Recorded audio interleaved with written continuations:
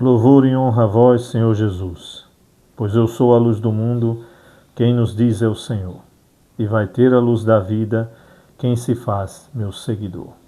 Em nome do Pai, do Filho e do Espírito Santo. Amém. A paz esteja convosco. A nós descei divina luz, a nós descei divina luz, em nossas almas acendei o amor de Jesus, o amor de Jesus. Vinde, Espírito Santo, enchei os corações dos vossos fiéis e acendei neles o fogo do vosso amor. Enviai, Senhor, o vosso Espírito, e tudo será criado e renovareis a face da terra. Oremos. Ó Deus, que instruístes os corações dos vossos fiéis com a luz do Espírito Santo, fazei que apreciemos retamente todas as coisas segundo o mesmo Espírito e gozemos sempre de sua consolação. Por Cristo nosso Senhor. Amém. Do Evangelho de Jesus Cristo, segundo João. Naquele tempo, ao passar, Jesus viu um homem cego de nascença. Os discípulos perguntaram a Jesus: Mestre, quem pecou para que nascesse cego? Ele ou seus pais? Jesus respondeu: Nem ele, nem seus pais pecaram, mas isso serve para que as obras de Deus se manifestem nele. É necessário que nós realizemos as obras daquele que me enviou enquanto é dia. Vem a noite em que ninguém pode trabalhar. Enquanto estou no mundo, eu sou a luz do mundo. Dito isto, Jesus cuspiu no chão, fez lama com a saliva e colocou-a sobre os olhos do cego e disse-lhe: Vai lavar-te na piscina de Siloé, que quer dizer enviado. O cego foi, lavou-se e voltou enxergando. Os vizinhos e os que costumavam ver o cego, pois ele era mendigo, diziam: Não é aquele que ficava pedindo esmola? Uns diziam: Sim, é ele. Outros afirmavam: Não é ele, mas alguém parecido com ele. Ele, porém, dizia: Sou eu mesmo. Então lhe perguntaram: Como é que se abriram os teus olhos? Ele respondeu: Aquele homem chamado Jesus fez lama, colocou-a nos meus olhos e disse-me: Vai a Siloé e lava-te. Então fui, lavei-me e comecei a ver. Perguntaram-lhe: Onde está ele? Respondeu: Não sei. Levaram então aos fariseus o homem que tinha sido cego. Ora, era sábado, o dia em que Jesus tinha feito lama e aberto os olhos do cego. Novamente então lhe perguntaram os fariseus como tinha recuperado a vista. Respondeu-lhes: Colocou lama sobre meus olhos, fui lavar-me e agora vejo. Disseram então alguns dos fariseus: Esse homem não vem de Deus, pois não guarda o sábado. Mas outros diziam: Como pode um pecador fazer tais sinais? E havia divergência entre eles. Perguntaram outra vez ao cego: E tu, que dizes daquele que te abriu os olhos? Respondeu: É um profeta. Então os judeus não acreditaram que ele tinha sido cego e que tinha recuperado a vista. Chamaram os pais dele e perguntaram-lhes: Este é o vosso filho, que dizeis ter nascido cego? Como é que ele agora está enxergando? Os seus pais disseram: Sabemos que este é nosso filho e que nasceu cego. Como agora está enxergando, isso não sabemos. E quem lhe abriu os olhos, também não sabemos. Interrogai-o, ele é maior de idade, ele pode falar por si mesmo. Os seus pais disseram isso porque tinham medo das autoridades judaicas. De fato, os judeus já tinham combinado expulsar da comunidade quem declarasse que Jesus era o Messias. Foi por isso que seus pais disseram: é maior de idade interrogai-o a ele. Então os judeus chamaram de novo o homem que tinha sido cego. Disseram-lhe: dá glória a Deus. Nós sabemos que esse homem é um pecador. Então ele respondeu: se ele é pecador, não sei.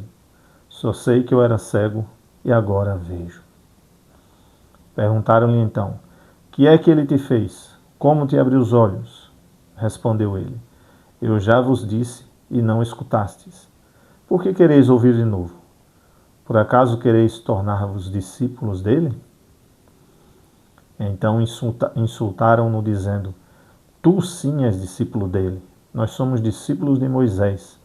Nós sabemos que Deus falou a Moisés, mas esse não sabemos de onde é. Respondeu-lhes o homem: espantoso, vós não sabeis de onde ele é? No entanto, ele abriu-me os olhos. Sabemos que Deus não escuta os pecadores, mas escuta aquele que é piedoso e que faz a sua vontade. Jamais se ouviu dizer que alguém tenha aberto os olhos a um cego de nascença. Se este homem não viesse de Deus, não poderia fazer nada. Os fariseus disseram-lhe: tu nasceste todo em pecado e estás nos ensinando? E expulsaram-no da comunidade. Jesus soube o que o tinham expulsado. Encontrando-o, perguntou-lhe: acreditas no Filho do Homem? Respondeu ele: quem é, Senhor, para que eu creia nele? Jesus disse: tu o estás vendo, é aquele que está falando contigo. Exclamou ele: eu creio, Senhor. E prostrou-se diante de Jesus.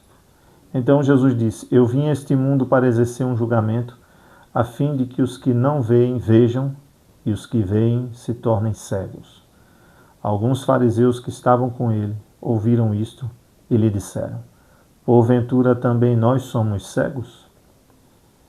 Respondeu-lhes Jesus: se fosseis cegos, não teríeis culpa. Mas como dizeis, nós vemos, o vosso pecado permanece. Palavra da salvação.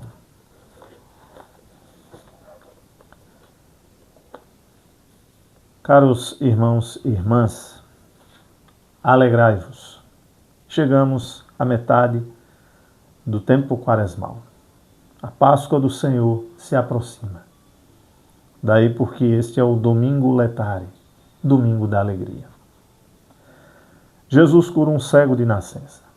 É a segunda catequese de uma série de 3 catequeses batismais. Jesus, que naquele tempo, ao passar, via um cego de nascença, hoje passa na nossa vida para nos curar das cegueiras espirituais. E conosco permanecer, ficar, viver. O cego de nascença representa a humanidade decaída, com a visão embaçada pelas trevas do pecado original. Jesus é a luz que para o Pai a humanidade conduz. Luz que ilumina o caminho dos catecúmenos que neste tempo quaresmal se preparam para, na vigília pascal, serem batizados. No tempo de Jesus, acreditava-se que quem tinha riqueza, filhos e saúde era abençoado por Deus. Mas quem era pobre, sem filhos e doente, enfermo, era amaldiçoado por Deus. Anomalias congênitas ou más formações estruturais desde o nascimento, como a cegueira, por exemplo, eram consideradas um castigo pelo pecado. Por essa razão, os discípulos perguntaram: Mestre, quem pecou para que nascesse cego? Ele ou os seus pais? A resposta de Jesus: nem ele nem seus pais pecaram, mas isso serve para que as obras de Deus se manifestem nele. Significa 2 coisas. A primeira, refuta a mentalidade de que pessoas eram cegas de nascença, pobres ou inférteis, por causa de castigos divinos.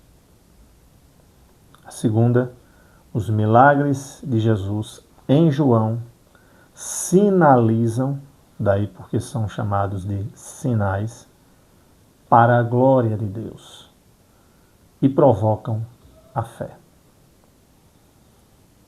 Disse Jesus em seguida: é necessário que nós realizemos as obras daquele que me enviou, enquanto é dia. Vem a noite em que ninguém pode trabalhar. Enquanto estou no mundo, eu sou a luz do mundo. A ação do Filho que realiza as obras do Pai é luz que dissipa as trevas do pecado. Com a sua crucifixão e morte, Jesus do mundo é retirado. Quanto a nós, discípulos e discípulas, enquanto estivermos vivos, trabalhemos na obra de Deus. Agora é a hora de fazer a vontade do Pai, porquanto depois de mortos, tempo não haverá mais. Jesus cuspiu no chão, fez lama com a saliva e colocou-a sobre os olhos do cego.